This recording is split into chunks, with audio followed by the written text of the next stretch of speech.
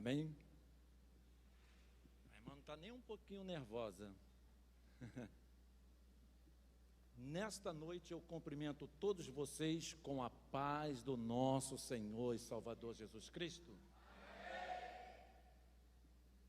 Os irmãos se lembram na segunda mensagem que eu trouxe aqui uma vez sobre os 4 nomes de Deus no livro de Gênesis?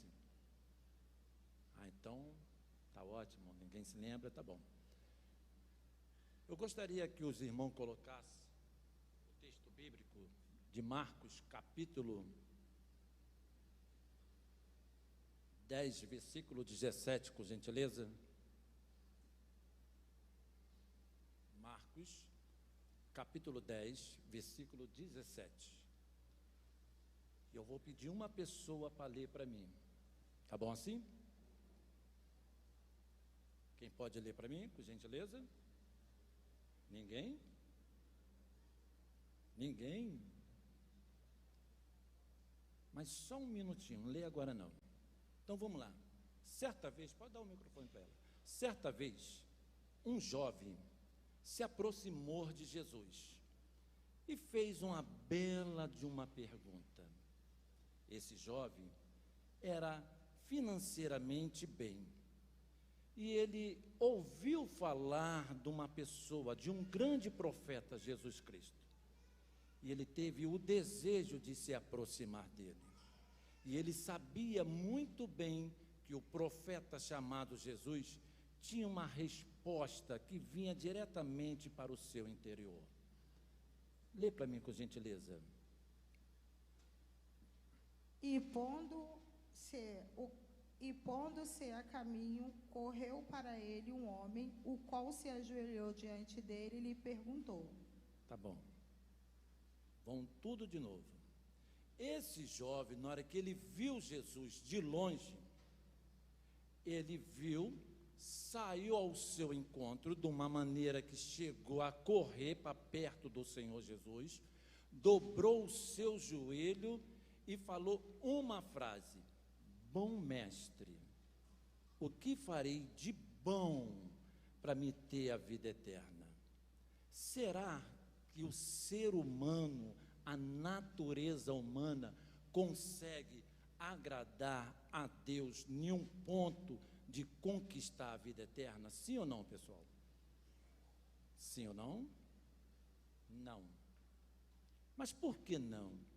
A minha natureza humana não tem como eu me aproximar de um Criador para me conquistar com meus afazeres bons, o desejo dele me dá a vida eterna. O que as Escrituras Sagradas nos informa nesse lado da natureza humana?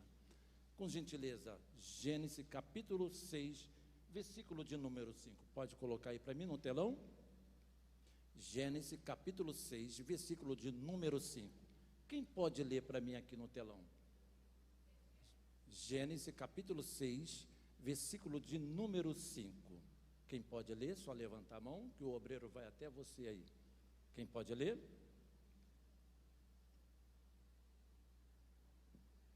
E viu o Senhor que a maldade do homem se multiplicara sobre a terra, e que toda a imaginação dos pensamentos de seu coração era só má continuamente. Tem como o ser humano, com a sua natureza, se aproximar do nosso Criador? Coração quer dizer a sua natureza, a mente, o seu pensamento. Os nossos pais, vamos dizer assim, Adão e Eva, eles desobedeceram a ordem de Deus para não comer o fruto do conhecimento do bem e do mal. Eles desobedeceram a Deus. Então, no momento que eles desobedeceram a Deus, veio a sua natureza a ser mudado. E como mudou? Pela desobediência. Os irmãos estão lembrados que Deus, o nosso Criador, ordenou para eles para não comer o fruto da árvore do conhecimento do bem e do mal. Mas a Eva teve o desejo de ter um conhecimento, foi lá e pegou e a sua natureza mudou, a natureza do homem também mudou, que era Adão, a natureza mudou, os animais mudou tudo. O que aconteceu? Isso aí, ó. O ser humano, Gênesis 6, capítulo de número 5, se afastou de Deus. A sua mente, a sua maldade se afastou totalmente. E tem mais, Jeremias diz que o coração do homem é enganoso. É difícil, é muito difícil o ser humano se aproximar do seu Criador. Jeremias capítulo 17, versículo 9. Que eu andar segundo o meu coração, o meu pensamento, eu não consigo agradar um único Deus verdadeiro. E o que o apóstolo Paulo falou? Romanos 3, versículo de número 10. Que a minha natureza pecaminosa, depois vou explicar a palavra pecado, a minha natureza pecaminosa faz que eu venha realmente se afastar daquele que tanto me amou. É difícil, não é? Mas, como a pessoa pode chegar ao encontro de Jesus? Como a pessoa pode se aproximar de Jesus? Como a pessoa pode falar que Jesus Cristo é o Senhor? O que a Bíblia, o que as Escrituras Sagradas nos ensina sobre isso? Vou levantar aqui um pouquinho a página, que eu trouxe o meu caderno de estudo. Coloca para mim aí, por gentileza, o primeiro passo que a pessoa natural deve fazer. João 17, versículo de número 3. João, o Evangelho de João 17, capítulo de número 3. Quem pode ler para mim, por gentileza? Quem pode ler para mim, por gentileza? Quem pode ler? Ninguém? E a vida eterna é esta, que te conheçam, a ti só por único Deus verdadeiro, e a Jesus Cristo, a quem enviaste. E a vida eterna é esta. Então, a pessoa, nós necessitamos de crer, nós temos que crer, acreditar que existe um único Deus.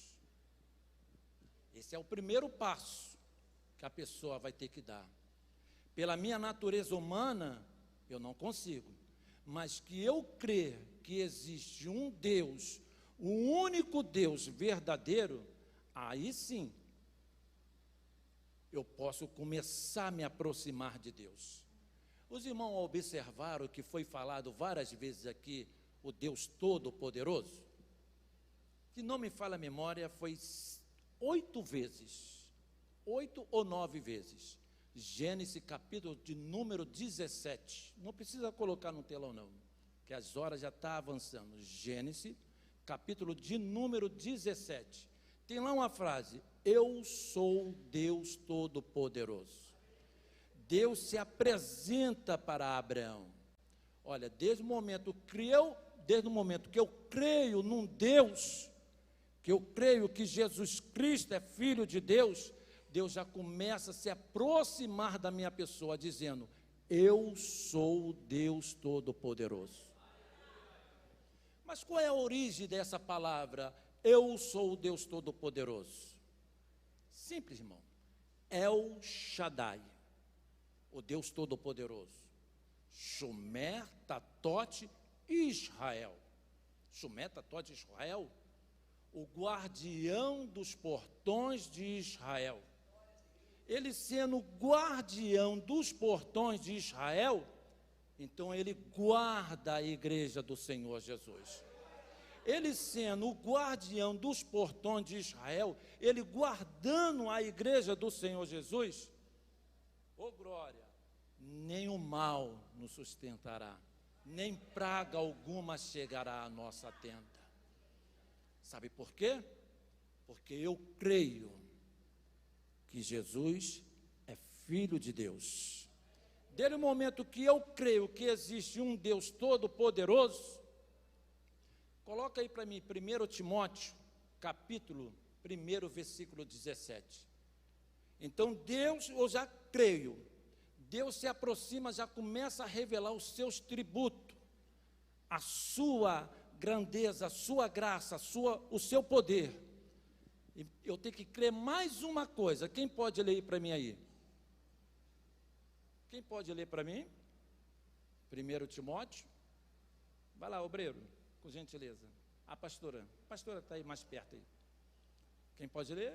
A pastora não quis. A irmãzinha ali, ó. Mas uma coisa que eu tenho que crer, que existe um Deus poderoso, que eu creio que Ele tem os seus tributos, e eu tenho que crer também nisso aí, ó. Leia aí, com gentileza. Ora, ao Rei dos séculos, imortal, invisível, ao Deus único, sábio, seja honra e glória para todos sempre. Amém. Eu sou eterno, o Deus imortal, ô glória, de eternidade, eternidade, tu és Deus. Deus eterno, antes dele formar tudo, oh aleluia, ele já nos escolheu para nós glorificar o nome dele no céu e também na terra. Então eu tenho que crer que ele é eterno, o Deus todo-poderoso. Em Efésios capítulo 2, bota Efésios capítulo 2, versículo de número 7, com gentileza. Efésios capítulo 2, versículo de número 6, vai colocar o capítulo, versículo 7. Vou falar o versículo de número 6. Eu tenho que crer que antes da fundação do mundo, Deus já preparou um plano para mim e para vocês. Eu tenho que crer que Jesus se desvaziou da sua grandeza, da sua glória, e habitou entre nós, trazendo uma mensagem de salvação. Quem pode ler para mim o versículo de número 7? Quem pode ler para mim aí?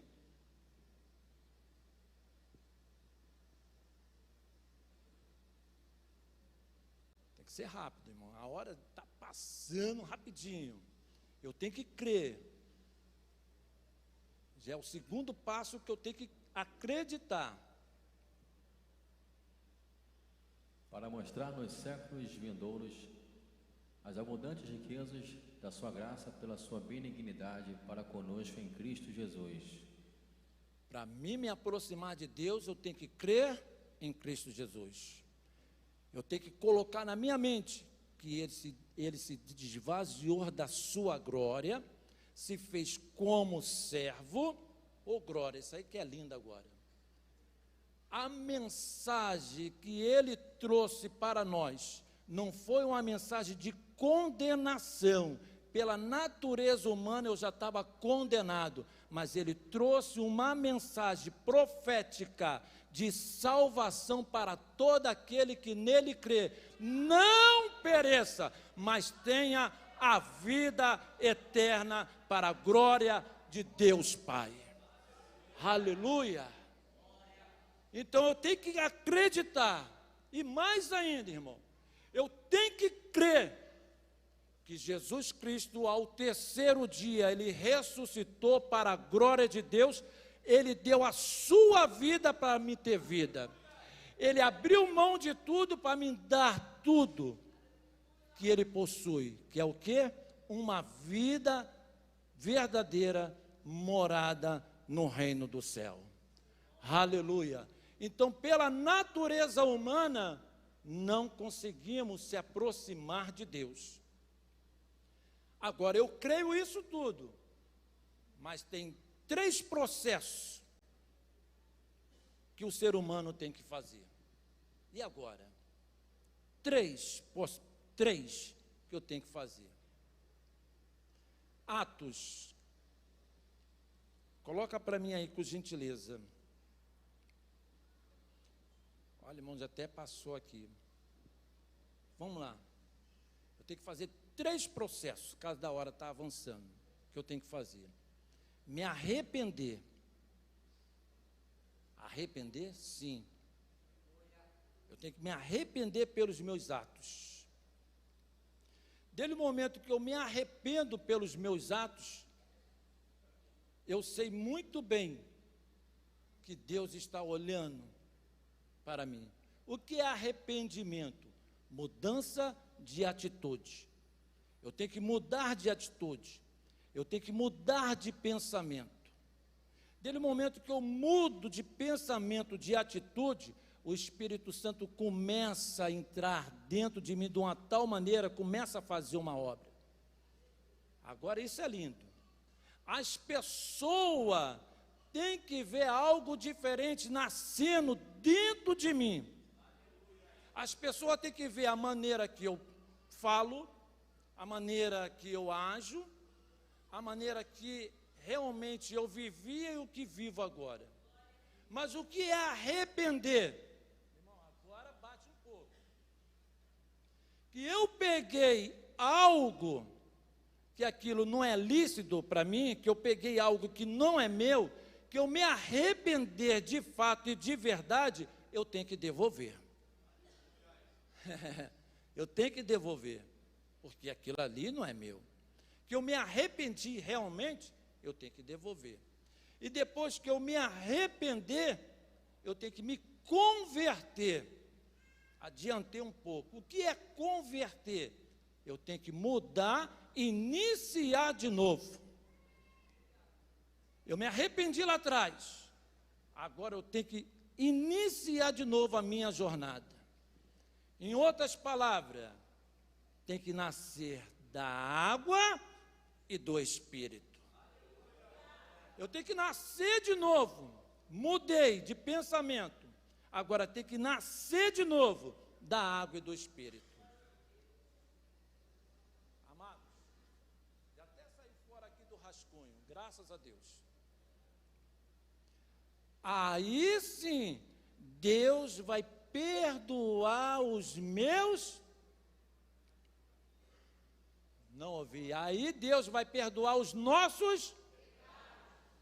Mas qual é a origem da palavra pecado? Tem várias colocações. Primeiro, Deus, Ele vai começar a olhar que eu não estou andando em outros caminhos. Deus vai começar a me observar que eu não estou mais agredindo Ele com as minhas ações. Deus vai começar a observar que eu não estou falando palavras que entristecem o teu espírito. Deus vai começar a observar que eu nasci de novo. Deus vai começar a observar que os caminhos que eu andava, que desagradava, agredia Ele, agora não agrada mais. Sabe por quê? Ele ungiu meus pés com a sua palavra. Ele ungiu os meus olhos para mim olhar o autor da minha consumação. Ele ungiu meus olhos para mim olhar para o autor da minha salvação. Ele ungiu os meus braços, as minhas mãos, para me tocar nas coisas santas que Ele já separou. Ele ungiu o nosso corpo como templo do Espírito Santo para a glória de Deus Pai. Ele ungiu a nossa família, porque através da coluna de Cristo Jesus colocou na minha pessoa, eu vou salvar a minha família. Então, Deus já começa a me olhar de uma forma diferente.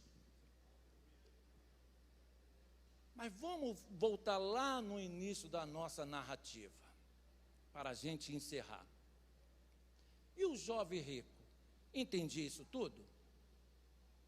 O jovem rico que a gente iniciamos, a narrativa da Bíblia, a narrativa diz que o jovem, ele correu, dobrou o seu joelho e fez uma pergunta, sim ou não? Sim. Aí Jesus falou, tem observado as escrituras? Sim, desde a minha infância. Vou encurtar agora essa passagem aí. Mas só acontece que ele ouviu a voz de Jesus, tinha conhecimento das Escrituras, mas não se arrependeu. Por quê? Porque as coisas que ele tinha financeira falou mais alto que a voz que ele ouviu de Jesus. E ele saiu triste, estou encurtando, ele saiu triste da presença de Jesus. E Jesus ficou triste na hora que olhou para ele. Mas tem algum personagem bíblico, pastor, que fez essas 3 tarefas? Sim, nós temos. E nós conhecemos a história de Zaqueu, Lucas 19. Sim, Zaqueu estava na cidade, ele ouviu falar que Jesus ia passar na cidade de Jericó. Na hora que ele ouviu falar que Jesus ia passar na cidade de Jericó, o que ele fez? Sentiu o desejo de se aproximar de Jesus. Aliás, ele sentiu o desejo de ver, somente ver Jesus. Por quê? Ele sentiu esse desejo? Porque ele ouviu alguém falar com ele que Jesus era um profeta poderoso, em palavras e em ações. E aonde que o profeta Jesus passava, grande multidão queria ver Jesus, queria tocar em Jesus, queria ouvir o sermão de Jesus. E Zaqueu? Ele também queria, mas o seu tamanho impedia dele seguir a multidão. O que Zaqueu fez? Ele pensou, como eu sou pequeno e a multidão é enorme, é muita gente, a minha estrutura, o meu tamanho não tem condições. Opa, Jesus vai passar nessa rua, eu vou subir nessa figueira e vou ficar lá em cima, só para me ver Jesus passar. Zaqueu foi correndo, subiu naquela figueira, subiu, ficou lá em cima. Amado, agora vai ser bonito. Lá veio Jesus. Zaqueu pensando, vem Jesus. Ia para ver uma grande multidão. Olha, Jesus está vindo nessa direção, agora eu vou ver Jesus. Gente, eu não acredito, aliás, eu não acredito, eu vou ver Jesus. Olha, Jesus está vindo, Jesus está passando. Ué, Jesus parou, em frente à árvore onde que eu estou. Jesus olhou para o céu, aliás, olhou para o alto. A figueira, na narrativa bíblica, diz que é uma figueira brava. O que é brava? Era difícil a pessoa subir, era muito difícil, mas Jesus viu um fruto lá em cima, assim como Jesus olha de lá de cima, oh glória, vê o fruto aqui embaixo, e esse fruto que Jesus olhou para cima e viu, ele deu um nome, aleluia. Qual era o nome do fruto? Zaqueu. Fruto maduro, fruto bom para se pegar, fruto para mudar a natureza. Agora vai ser mais lindo. Jesus lá de cima olhou aqui para baixo e viu a igreja crescer e os seus membros fazendo a sua obra com alegria. Jesus falou, esse é o fruto que eu fiz lá no passado, e eles merecem a vida eterna. Então Zaqueu se arrependeu, Senhor, eu vou dar metade dos meus bens para os pobres. Pensamento, mudança de pensamento, e que eu peguei alguma coisa a mais, eu vou devolver 4 vezes. E mais ainda, Senhor, eu vou desfazer porque eu quero ter uma vida com o Senhor. No momento que Jesus viu que realmente ele se arrependeu, aleluia, Jesus perdoou os seus pecados. Jesus viu que ele andava errado, não estava querendo andar mais. Jesus viu sinceridade no seu coração. Jesus falou uma palavra: hoje chegou a salvação nesta casa, porque tu és também filho de Abraão.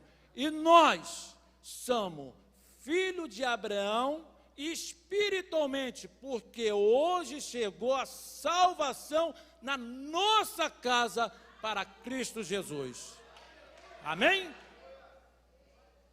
Então, meus amados, na minha natureza humana eu não consigo me aproximar de Jesus, mas espiritualmente nós já se aproximamos de Jesus já há muito tempo.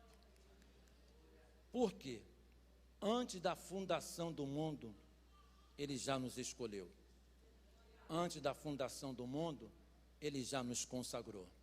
Só para me encerrar, que eu não poderia deixar de fora algo bem bonito.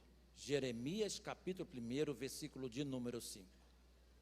Deus fala assim: Jeremias, aleluia, antes de você nascer, Jeremias, eu já te vi. Antes de você se formar no ventre da tua mãe, eu já te consagrei. Jeremias, antes de você pronunciar o meu nome, eu já te dei sabedoria, acrescentando, fazendo algo mais bonitinho. Jeremias, eu te dei unção de profeta. Só isso, pastor Fernando? Tem mais? O que é ser um profeta no tempo bíblico? Um porta-voz do Deus Todo-Poderoso. Um instrumento do Deus Todo-Poderoso. Só isso? Tem mais. Agora coloca aí para mim, Efésios capítulo 4, versículo de número 11. Vamos ver que é isso mesmo? A unção que Deus deu para Jeremias como profeta, Deus também deu essa unção para a igreja. Quem pode ler para mim, por gentileza? Quem pode ler aí para mim? Olha a unção que Deus deu para Jeremias como porta-voz. Deus também deu para nós. E ele mesmo deu uns para apóstolos, e outros para profetas, e outros para evangelistas, e outros para pastores e doutores. E é o mesmo Espírito.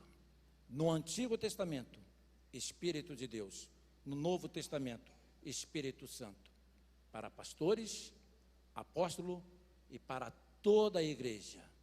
O Espírito Santo de Deus habita em nós. E Deus nos separou, nos consagrou para a glória de Deus Pai. E assim, meus amados, encerro essa mensagem para a glória de Deus. Amém.